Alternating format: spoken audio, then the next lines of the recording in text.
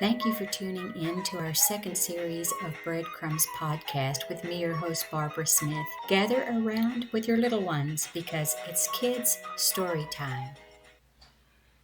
Hello, boys and girls, moms and dads. Thank you for joining me today. We're going to talk one more time about Moses. Well, maybe other times. We don't know. Moses lived a long time and he did a lot of great things for God. But picking up from our story that we finished last time, wondering if he actually did fulfill God's purpose for his life, let's find out today. I wanted to tell you as well today that when God needs to get your attention and he's ready for you to do the big job that he's called you to do, he will know how to get your attention and he will talk to you and let you know what to do. And this happened with Moses. Moses was in the desert tending the sheep of his father-in-law, remember? And he was doing that day after day after day. And one day he was out there and he looked over and saw a bush burning. But the bush wasn't being burned up. It was just kept on burning and burning. And he was curious and curiouser. And he said, let me go see what's going on with this bush. And of course, it was God doing that to get his attention. And when he walked over to the bush, the Lord spoke to him and said, take off your shoes, Moses. You are on holy ground, meaning that you are in my presence. I am here to talk with you, and this is holy ground. When God is with us, we have holy ground with us. When we're in God's presence, we're in the presence of holiness and greatness, and it's a beautiful, wonderful thing to know the Lord. So they began to have a big old conversation, and God was telling Moses everything he wanted him to go and do. He wanted him to go back to Egypt and set his people free. Remember, they were slaves, they were servants, they were being treated badly in Egypt. God wanted them to come out of Egypt and be free and not have to serve the Egyptians anymore and work for them hard and be mistreated. And Moses thought that was a grand idea, but he said, I don't know if I am the one for the job because I can't even talk straight. I don't know what I would say. I don't know what I would do. God gave him a few reassurances. He said, what is that stick in your hand? Oh, it's my rod, Lord. It's my shepherd's staff. He said, throw it on the ground. Moses threw it on the ground, and it became a big old snake. That's scary, isn't it? God told him, pick up that snake by the tail. He picked it up by the tail and became a rod again. It turned back into his staff. The Lord said, well, if they can't believe you because of these great works, how about you take your hand and you put it inside your jacket and bring it out? And so Moses did. Oh no, it became leprous, which is all yucky and gross and sick. And Moses was surprised, and God said, put it back into your jacket and then bring it out. And he did, and it was brand new, clean again, just like it had never had any disease at all, just like it was before. God was trying to show Moses his power, trying to show Moses that he could do this job because he was going to go with him. He was going to be there every step of the way. And of course, then Moses said, finally, he said, I can't really talk good. Maybe he was afraid to go back to Egypt because now he had been in the desert for 40 years. Maybe he didn't feel like he could speak the Egyptian language well after all that time. Remember, he grew up in the palace. He spoke their language. Now maybe he didn't feel comfortable with it. Maybe he was scared because maybe he didn't speak the Hebrew language very well because he grew up in the palace. We don't know, but we do know that he gave that excuse, a lot of excuses, and God wasn't very happy with his excuses because God said, if I call you, then I'm going to help you do what you need to do. And so finally God said, well, I can send Aaron with you. Aaron was his older brother, and he said, Aaron can do the talking, but I, God, I'm going to talk to you, and you're going to have to talk to Aaron. He made his job so much harder than it needed to be. But we do that sometimes because we're human and we get afraid. But God understands and He works with us. They packed up their little suitcases and they go on to Egypt to speak to the Pharaoh. And God says, you're going to tell the Pharaoh to let my people go. Let them go into the wilderness to worship me, the one true living God, to take sacrifices to me like they used to do in the Old Testament. Tell Pharaoh that. Well, they get there and the Pharaoh did not want to let them go. He thought it was a joke. But God began to show His power through Moses and his brother Aaron so that the Pharaoh would change his mind eventually.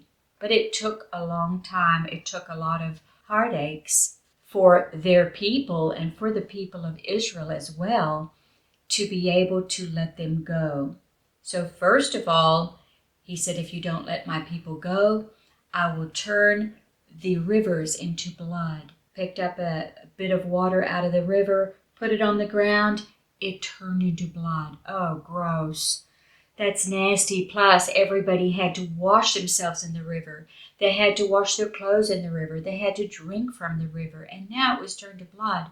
Oh, what would they do? Pharaoh thought it was a joke. He said, my magicians can do that too. That's nothing. So they turned the water was back into water, and the magicians came and they did the same thing.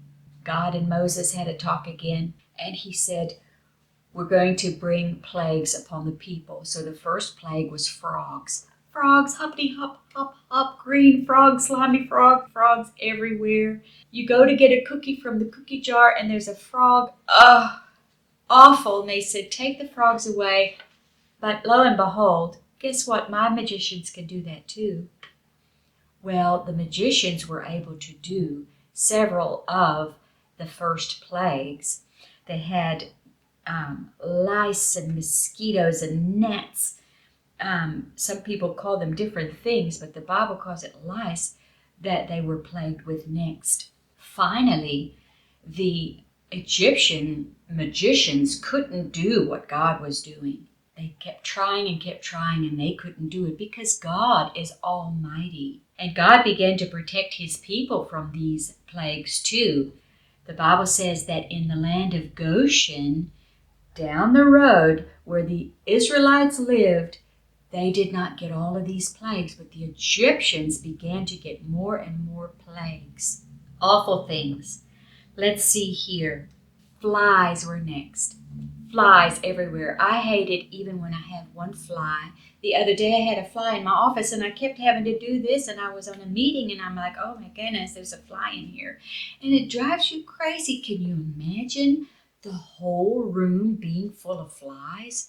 The bathroom, the living room, the kitchen, you go everywhere. There's nowhere that you can go. You can't escape the flies. That would drive you just crazy. And Pharaoh said, take away these flies. Tell your God to take away these flies, and then I'll let your people go, and I'll let them go and sacrifice. God took away the flies, but Pharaoh said, I'm not doing it. He lied. He went back on his word.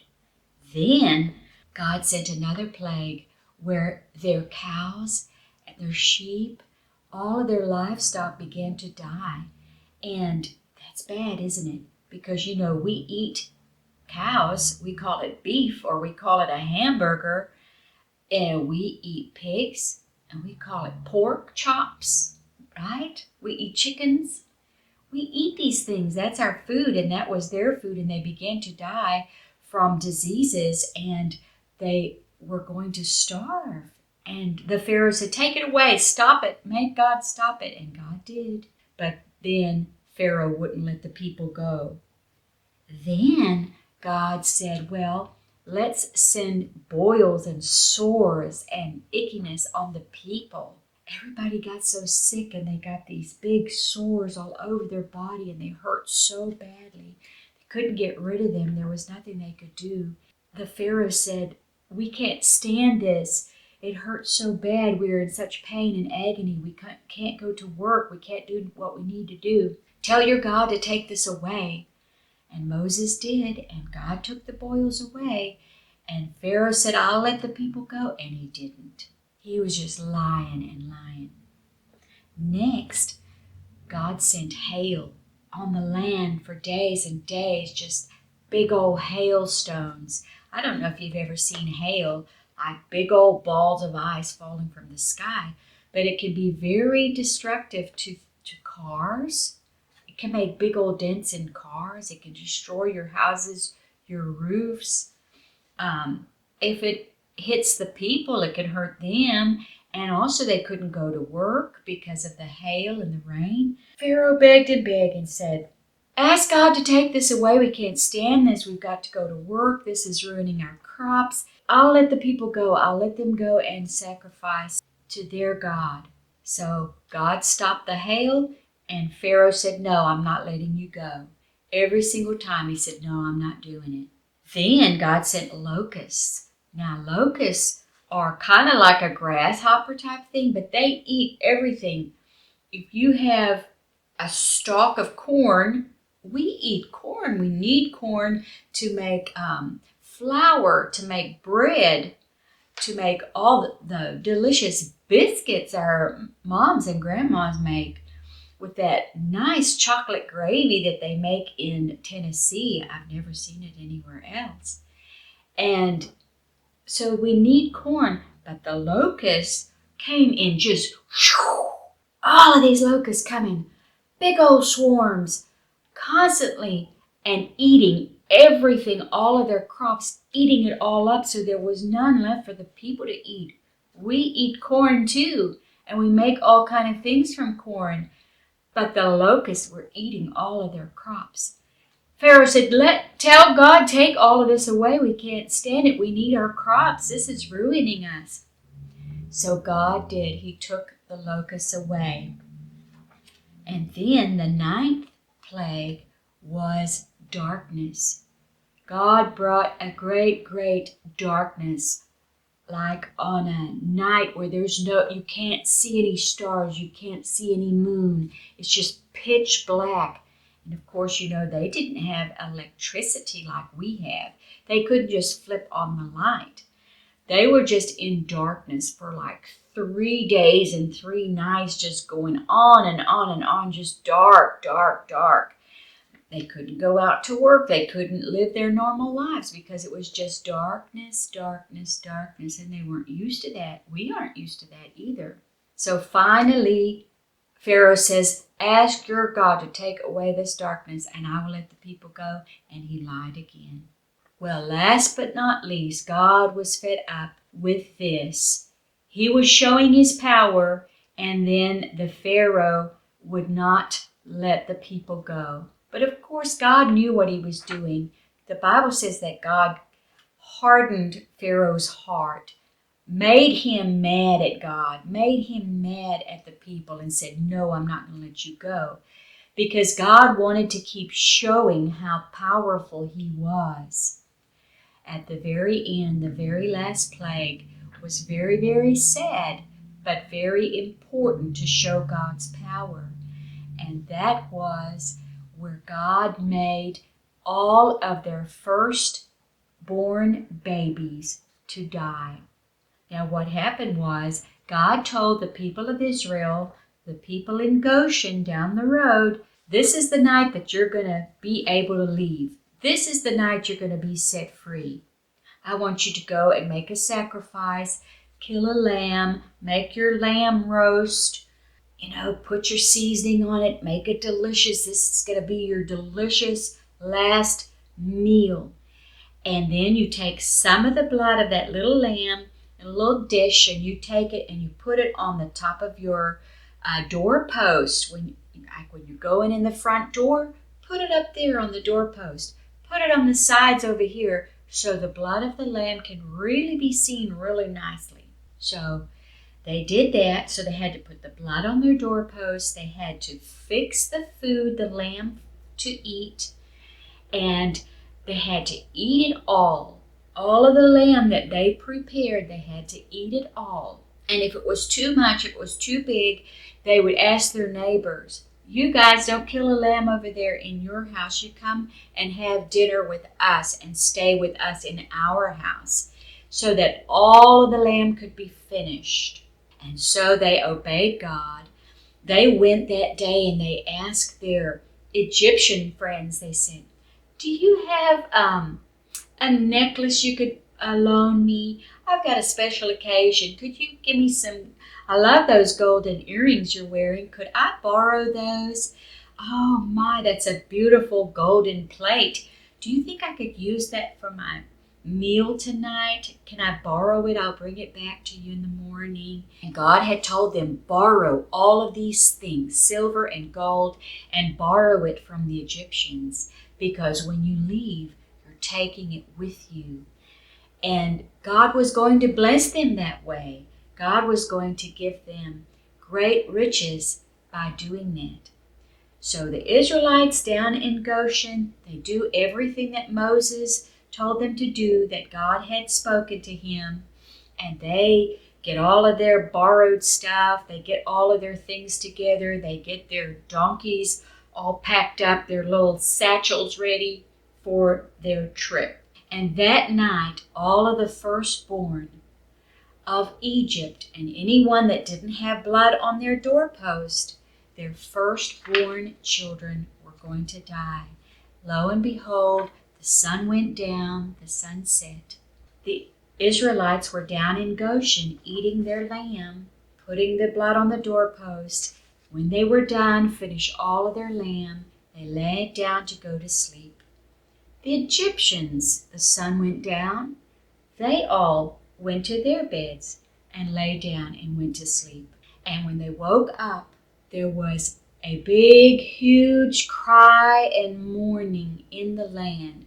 Mourning means that you're sad and you're weeping and you don't believe what has happened, and you're moaning and groaning because you've lost a loved one. And that is what mourning is. And they began to groan and moan when they woke up and saw their firstborn child dead. Some of them were babies. Some of them might be grown men.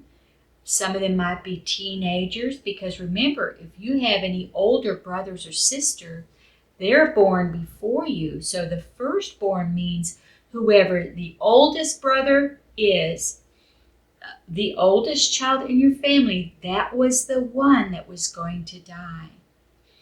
Sometimes we think that might be cruel and that God was not being fair, but God had given the Egyptians many, many, many chances, didn't he, to let his people go and leave and go and worship him, and they would not let the people go.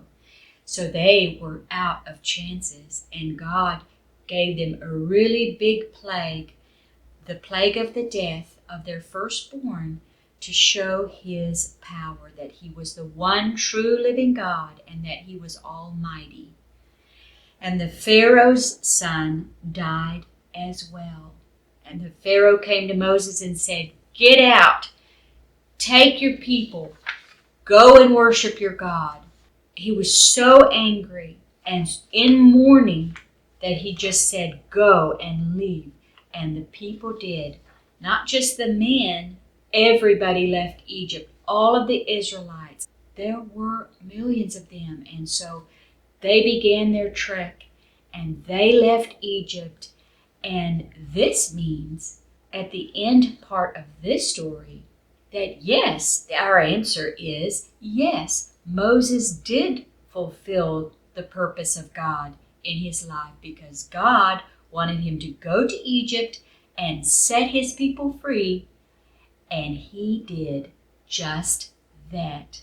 He was 80 years old, and he led them out of Egypt with all of their cattle, all of their goats, all of their lambs, all of their piglets, their donkeys, and their bags were packed, and all the stuff that they borrowed from the Egyptians, and they left. They were free from the Egyptians. Now, there are a lot more stories about Moses on that trip that they took, because Moses lived to be 120 years old. So that was 40 more years. Wow, that's old. He was ancient when he died. So there's a lot of stories about Moses leading them out of Egypt. And maybe we'll get to those another day. But yes, he did fulfill the purpose that God had for him. God did get his attention when he needed him to go and do a job for him. When God is ready for you to do a job for him, he will get your attention. He will tell you exactly what to do. He will tell you how to do it, and he will be with you. If he wants you to go tell someone at school that Jesus loves them, don't be afraid to do that because he will be with you. Did Moses have a lot of trials and tribulations along the way? He did. Pharaoh was very resistant and very angry, and he had to deal with that. But he fulfilled the purpose of God. So when God gets your attention and tells you something to do, don't be afraid. Go ahead and do it, and you will be rewarded by the Lord in heaven. Hope you guys have a wonderful day. Thanks for joining me and finding out more about Moses. And we're going to have some other stories coming up as well in the future, and I hope you'll join me then. Thank you for stopping by. That's all for today. Don't forget to like and subscribe and share with your friends. Until next time, bye-bye.